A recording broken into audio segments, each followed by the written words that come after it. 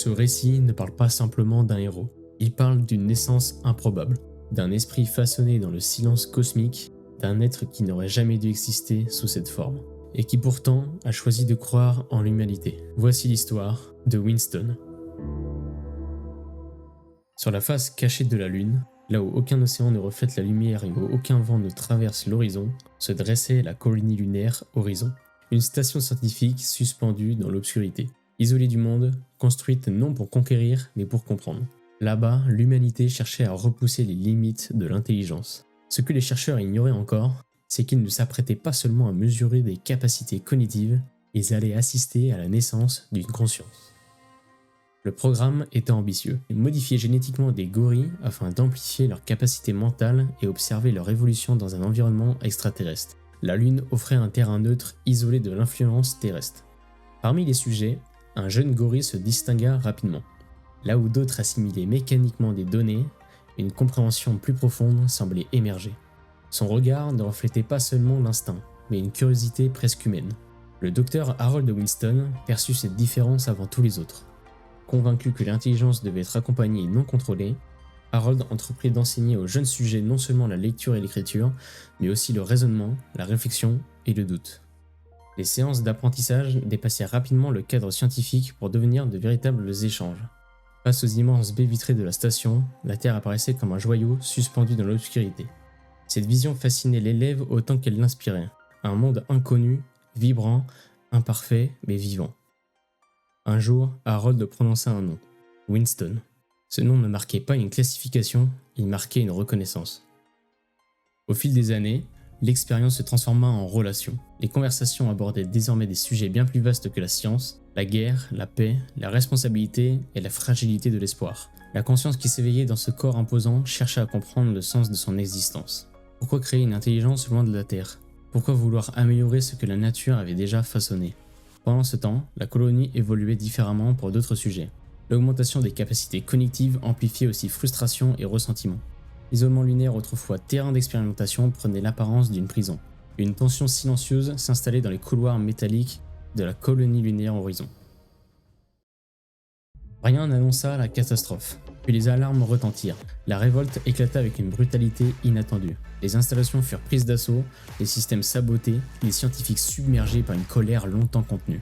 La station, symbole de progrès, sombra dans le chaos. Dans cette confusion, toute tentative de dialogue se heurta à l'impossibilité d'apaiser une rage nourrie par des années d'enfermement. Comprendre ne suffisait plus. Une décision s'imposa.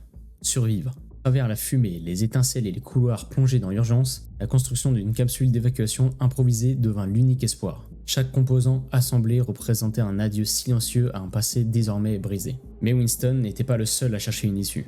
Dans un autre secteur de la station, un petit hamster génétiquement modifié préparait lui aussi son évasion, Hammond.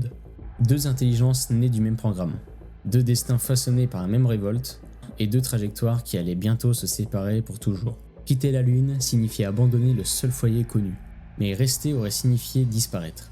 Lorsque les capsules s'élevèrent au-dessus de la surface grise d'Horizon, la Terre ne semblait plus être un rêve lointain, et devenait une destination. Et sans le savoir, ce jour-là, deux futurs héros quittaient la Lune en même temps.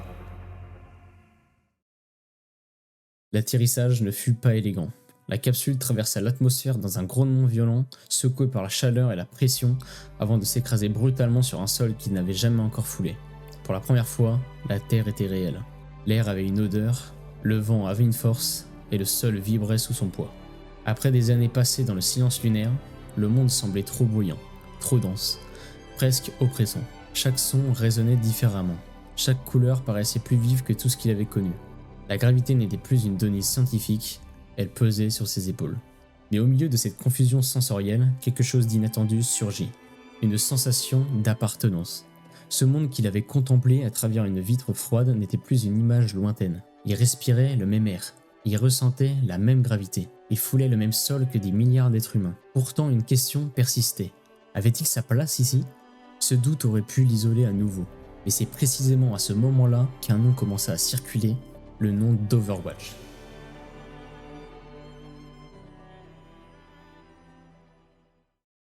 Un groupe formé pour protéger l'humanité après la crise des Omniacs. Une organisation née du chaos, portée par l'idée que la coopération pouvait vaincre la peur. Pour la première fois depuis Horizon, un objectif clair se dessinait.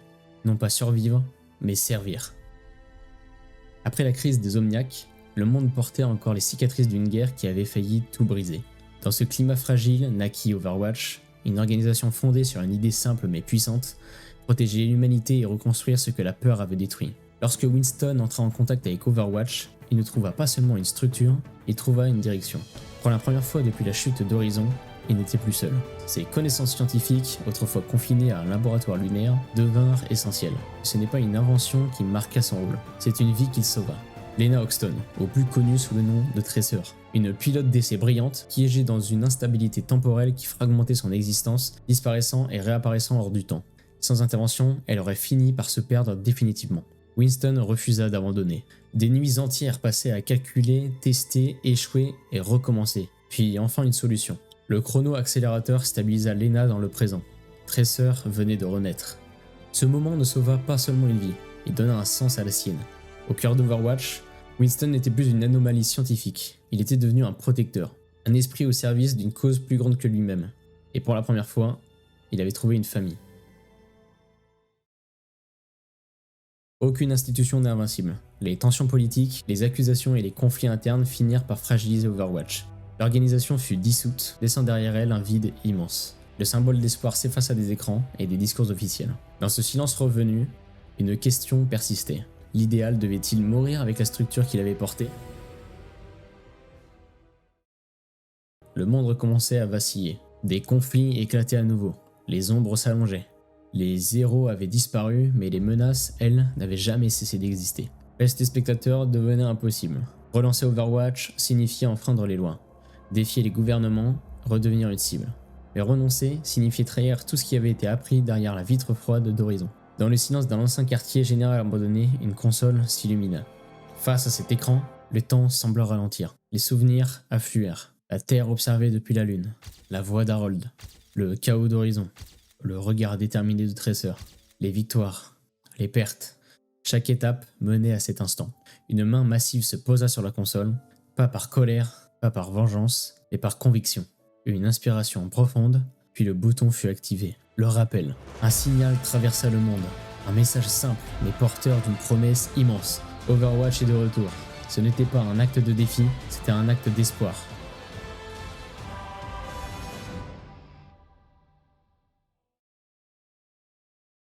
Winston n'était pas censé devenir un héros. Né dans un laboratoire lunaire, passionné par des expériences scientifiques, marqué par la perte et l'exil, son existence aurait pu rester celle d'une anomalie oubliée dans les archives d'un programme abandonné. Un simple résultat d'expérience, une curiosité biologique perdue dans l'immensité du vide. Et pourtant, l'histoire ne retient pas les origines, elle retient les décisions. À chaque étape de son existence, face au chaos, face à la peur, face à la solitude, un choix s'est imposé. Choisir d'aider quand il serait plus simple de disparaître, choisir de croire quand le monde doute de lui, choisir d'agir lorsque tout semble déjà perdu.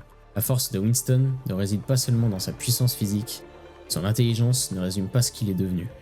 Ce qui le définit vraiment, c'est ce moment précis où, face à l'incertitude, il décide de ne pas abandonner. Car un héros ne naît pas dans un laboratoire, un héros naît dans l'instant où il choisit d'assumer la responsabilité de quelque chose de plus grand que lui.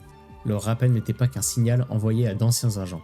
C'était un message adressé au monde, la preuve que l'espoir peut survivre même après la chute. Et tant qu'un seul individu aura le courage de répondre à cet appel, tant qu'une seule personne décidera de protéger plutôt que de fuir, l'idée d'Overwatch continuera d'exister.